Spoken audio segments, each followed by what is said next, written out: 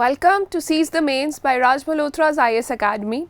I'm Surbhi Sardana and I'm taking this answer writing series for UPSC and State Civil Services mains examination from Monday to Friday at 9 pm. If you're new, you can download the timetable for this initiative till May 3rd from link in the description below. Also, you can download the entire compilation of all the questions and answers discussed here in season 1 from the link in the description below. The special part about this initiative is that you can send your answers to us to be evaluated by our experts entirely free of cost. Today is day 52 of Seize the Mains. We've come a long way, and the topic for today is from GS paper 4, corporate governance. Let's see what is the question for today, but before that, as I always say, keep a pen and a paper handy with you. Take notes as you watch this video, and preferably when you see the question, just pause the video for a while, write down what you can recall, what the structure of the answer should be according to you, and then move on to watching the rest of it. So, corporate social responsibility makes companies more profitable and sustainable. Analyze. Answer in 150 words for 10 marks. Send your answers by 9 pm of 22nd April at rmiasmainswriting@gmail.com. See, this is a tricky question. It has been asked by UPSC in one of the mains examination before. Corporate social responsibilities actually forces the companies to invest their funds or a part of their profits into some social activities, into beneficial activities for the society, which do not directly benefit their companies in terms of monetary value. So, UPSC came up with this very artistic kind of question that yes, it does benefit corporate social responsibility does benefit the companies, and analyze the statement. Just tell us how. So, you have to address the positive part of this question, that how is corporate social responsibility a positive thing, a positive measure, and how it benefits the companies and makes them more profitable and sustainable.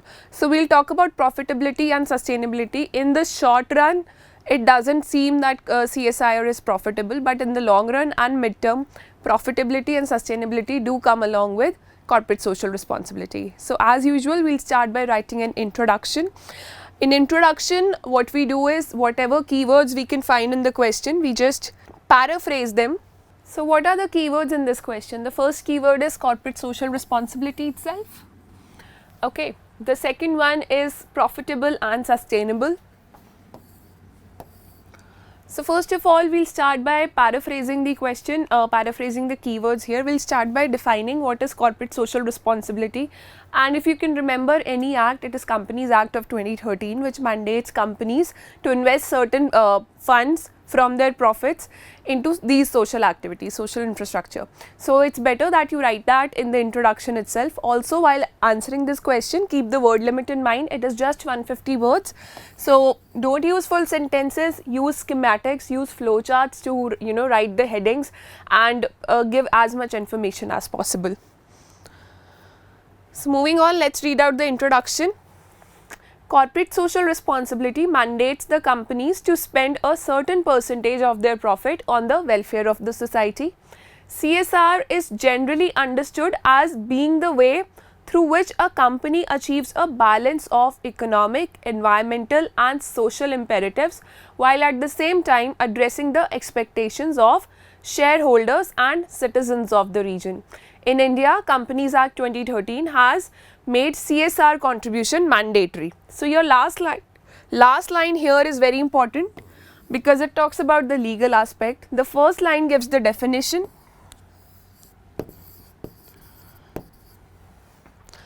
and the second line gives a brief elaboration of how corporate social responsibility actually benefits the companies.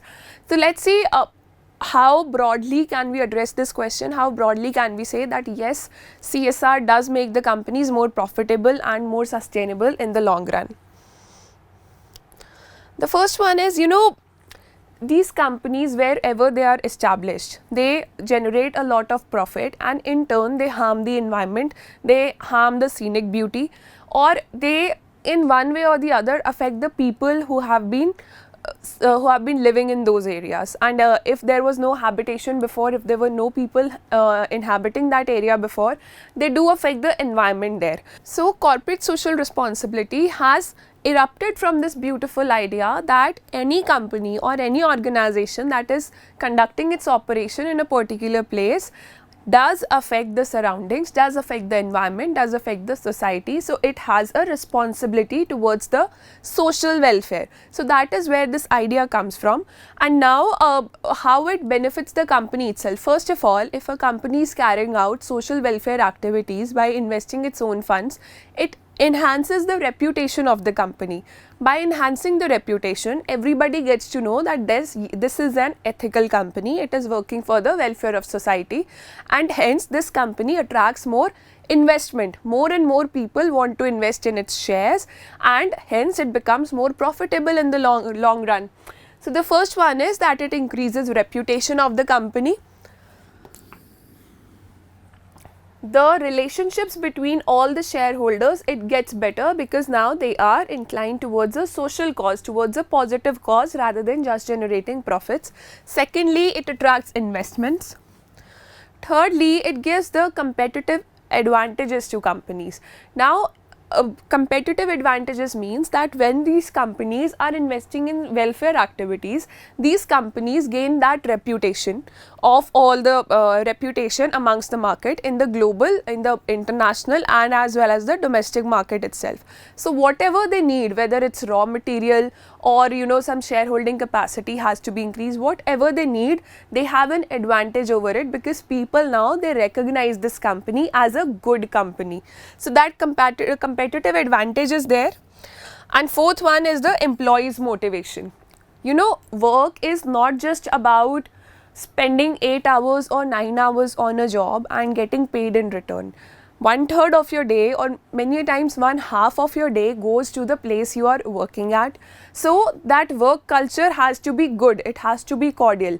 And if the company, if the organization for which these people are working, they are investing in the benefit of the society, then this company has some good level of ethical values.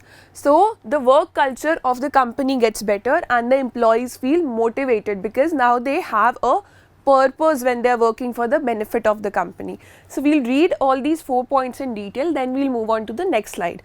First of all, it increases reputation, which leads to more sales and better relationship amongst shareholders, that enhances performance of organizations, plus it also leads to global reputation. The second one is investment, and ethically based corporate governance leads to more trust in the organization and its work culture, leading to more investors' interest. So, trust is the most important thing in business. Competitive advantages: enhanced access to capital and markets, operational cost savings because of the enhanced contacts that people develop while undertaking these social activities, improved productivity and quality, efficient human resource base, better decision making and risk management processes. When a company is investing in the social base, in the social welfare, there are less chances of rebellion from the people side. People will always or mostly support whatever initiatives are being carried out by that company, whatever the project is being launched by that particular company, if that particular company is working for the welfare of society. So, that enhances the decision making and risk management processes also get better. The fourth one is employees' motivation. As we read, that higher retention and better morale of the employees. It is not just about working and getting paid in return, it's about the motivation, it's about how purposeful people feel while contributing their labor towards an organization or a company. Then it leads to better decision making. How does it lead to better decision making? When a company is working for the society, it is working for the social welfare, then for sure there are some values of responsibility, transparency and accountability that the company stands for. Those values are inculcated in the environment of the company. So, the decisions which are taken on a daily basis also with respect to its own employees also, they have such values. There is a higher tendency of having such values, and hence the trust in the company increases, the work culture gets better, decision making is quicker because the value system is very clear, and employees feel very happy and motivated there. So, various economic, social and ethical aspects will be taken into consideration while making the decisions. So, your decisions get better, they get more ethical.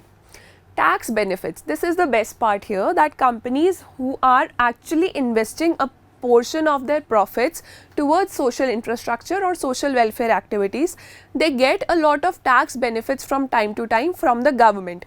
In fact, they develop so much affinity with these government people or government organizations that sometimes government gives like very important projects directly to these companies. So, tax benefit is there, plus they are considered trustworthy for carrying out important projects of the government. So, tax benefit is given on the amount spent as CSR, which helps to increase the profit of the company. The seventh one is increase customer base. You know, there are so many memes floating on the internet from time to time about rich people, and in a negative way, while there is a section of rich people who have like motivational quotes attached to them. So, what is the difference there? One kind of rich people or heads of companies are just investing on expanding their businesses, and on the other hand there is another kind of there are another kinds of people who are opening their own NGOs or working for the better welfare of society or working for an environmental cause out of the profits or out of the money that they have made from their own companies. Many companies have their foundations running on a parallel basis so that they can help the society from the money which they have earned out of business. So, it increases the customer base. If a company is involved in social welfare activities, lot of customers are inclined or motivated to buy their products. So, it works as an advertisement for the companies. For instance, when villages are adopted by the companies, or you know, not just adopted, even if the education of their children is funded or health benefits are provided to women, and development works like providing educational, health benefits, etc., the people come to know about the company, which ultimately helps the company increase its customer base. So, it works like an ad. There is a positive relationship developed between a business on one hand and on society on the other. They work in parallel, especially when it comes to the environmental benefits or the environmental projects that companies carry out.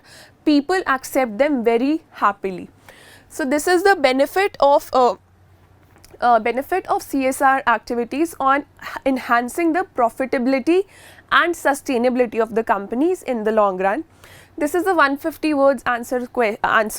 So, you know, conclusion is not required here, but you can sum up by writing 1 to 2 lines that yes, a small contribution towards CSR works, makes large gains for the company, or something like that which you feel, or a quote that which you feel, a quote from coming from a capitalist. For example, leaders of the Tata group, they have many motivational groups, many motivational quotes, and these quotes are floating on the internet. Or if there is any businessman, any influential businessman you know about who has helped the society, so you can quote them in the conclusion here, and that would be taken as very positively by the examiner, and that's where your answer ends for today. For now, we are just taking the previous year questions of UPSC mains, because prelims is approaching, and we understand that learning new topics or you know giving a lot of time to this answer writing is not conducive at this point of time. I request you to keep the preparation balanced, keep working hard, and we are also running prelim sprint and daily current affairs initiative on our channel. Do join them, do check those videos out, do check our channel out and our Telegram channel. All the you know compilations are available there. Keep working hard, share your answers with us in the next 24 hours. Stay tuned.